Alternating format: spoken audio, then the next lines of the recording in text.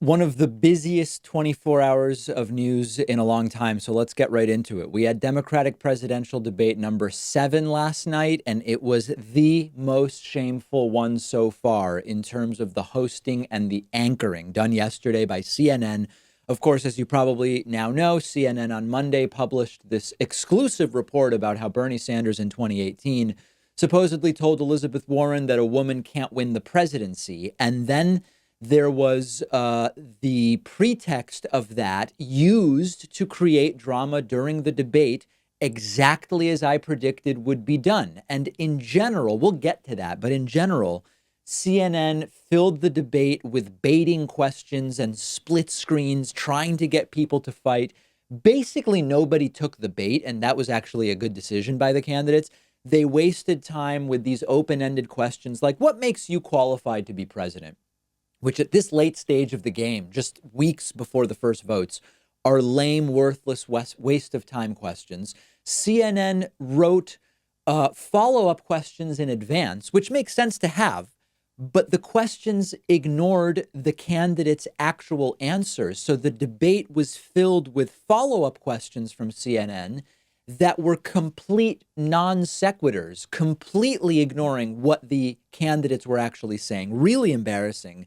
And the biggest example of this was when they asked Bernie about when he supposedly told Elizabeth Warren a woman couldn't win. Bernie denied it. And they go right to Elizabeth Warren saying, how did you feel when Bernie said a woman couldn't win? Bernie just denied it. And they skip over asking Elizabeth Warren, well, Bernie denies it.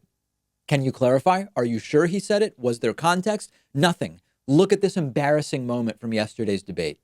CNN reported yesterday that, and Senator Warren confirmed in a statement, that in 2018, you told her that you did not believe that a woman could win the election.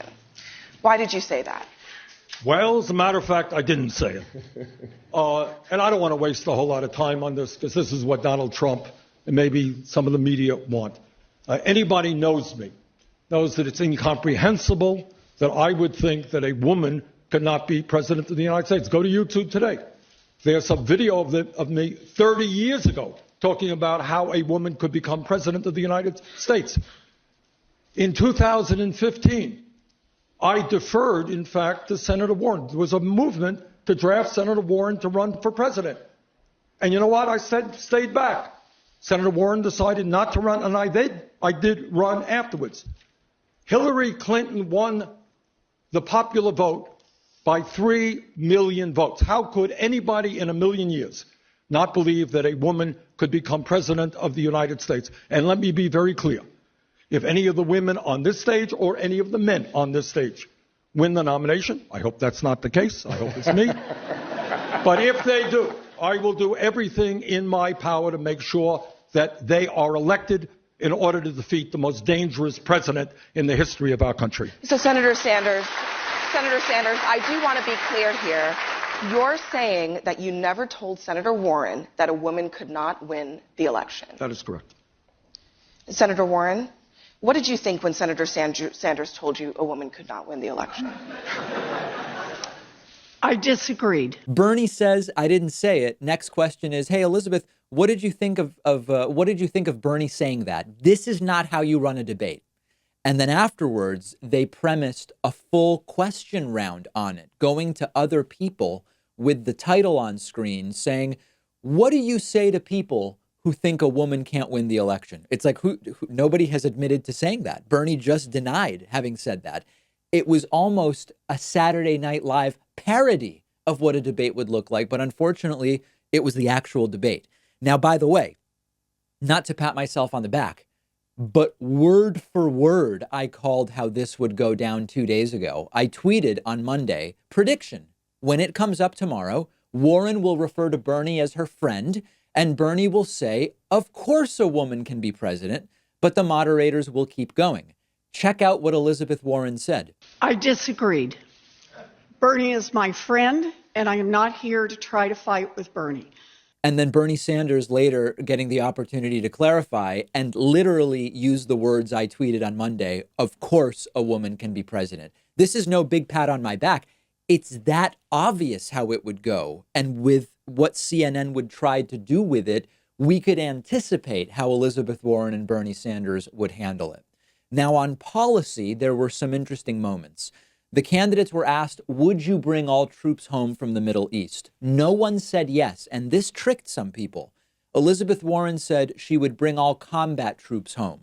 That's playing coy with combat versus peacekeeping. Okay, and you have to understand that. When I tweeted about this last night, a few people wrote back and said, no, Warren said she would bring everybody home. No, she said she would get combat troops out of the region. That is a way of not really answering the question. Bernie Sanders, for example, a lot of people thought, no, he said he would bring them all home. Bernie Sanders listed things that we would be better off having troops do than be in the Middle East.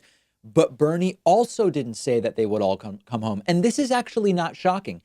It would be unrealistic for a presidential candidate who understands anything about geopolitics to say every troop is coming home from the Middle East, because the reality is some troops are going to stay in some places in the Middle East, whether Bernie's president, whether Warren's president, whether Biden's president, or whether Trump is reelected president. That's just being realistic. But if you listen to how they said it, none of them said they're all coming home.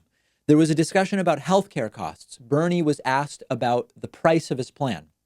And he was asked multiple times, don't we deserve to hear the price tag? Bernie has given us the price tag. Now, you can argue Bernie's price tag is wrong if you want to. That's a legitimate conversation to have. But to continue to pretend that Bernie has never addressed the cost of his plan, again, more of this staging by CNN, which we'll have more about tomorrow, that was adversarial to Bernie, to say the least. They also focused on the cost of healthcare without ever mentioning the cost of wars or military interventions, which is very typical in these sort of establishment debates when it comes to foreign policy. Pete Buttigieg didn't have a particularly good night. Often his answers were very consultant-like in a way. He would state what the problem is in society or in the economy and say that we must fix it, and then his time was up. Those aren't solutions. It's not policy to restate what the problem is. It's great that he understands the problem. He sounded good doing it in his polished way, but not a particularly good night for Pete Buttigieg. The topic of free college came up again, and once again, Buttigieg repeating this thing about, I don't want the children of rich people to go to school for free. This is the wrong position. If you have a system where everybody pays in on the basis of their income in order to fund tuition-free state schools, if the rich are paying in, their kids should be able to get it. Otherwise, the rich will start arguing, we shouldn't have to pay into something that we can't benefit from. Remember, most of them are going to go to private schools anyway. Mayor Pete is just wrong on this. Let them get their free tuition to a state school if they want to go because they paid in. It's a policy disagreement, and I think he's flat wrong on it. Lastly, Tom Steyer actually didn't do bad. Billionaire Tom Steyer bought his way into the debates. I don't support him.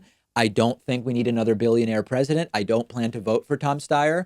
But yesterday, he actually did okay. He brought up climate change a couple of times when it went well. Here's one clip of Tom Steyer. This is why climate is my number one priority. And I'm still shocked that I'm the only person on this stage who will say this. I would declare a state of emergency on day one on climate. I would do it from the standpoint of environmental justice and make sure we go to the black and brown communities where you can't breathe the air or drink the water that comes out of the tap safely. But I also know this. We're going to create millions of good paying union jobs across this country. It's going to be the biggest job program in American history. So I know we have to do it. I know we can do it. And I know that we can do it in a way that makes us healthier, that makes us better paid, and is more just. Steyer did better than Pete Buttigieg. He did better than Amy Klobuchar. And in fact, he did better than Joe Biden as well, who was extraordinarily low energy yesterday. And Biden probably benefited from not getting as much speaking time, if I recall, as Elizabeth Warren and as Bernie Sanders. So who won the debate? If you evaluate yesterday's debate from the perspective of the average person, I believe this was a de facto win for Biden. This doesn't mean Biden did anything great. Remember, the more Biden talks, the worse it is for him. But CNN did what we knew they would do. They successfully pulled Warren and Bernie into this story about whether or not Bernie said a woman can't win. They did an entire round of questions about it. On policy, Warren did fine. Bernie did fine. There was nothing new or surprising about the policies they were advocating for. They've been doing it for 6 prior debates to yesterday's 7th debate. But low energy Biden was able, as I predicted, to just talk about policy. And even though he kind of bumbled through it, it frames him as presidential. And the net effect yesterday, with Amy Klobuchar being a non-factor, Tom Steyer basically a non-factor, Buttigieg certainly didn't do anything to claw his way back into this thing. The de facto result is Biden gets another couple weeks now where he remains the front runner with no major obvious blunder, despite just not sounding good at all, that is going to pull him out of first place. I know that to you and I, we watch this stuff closely.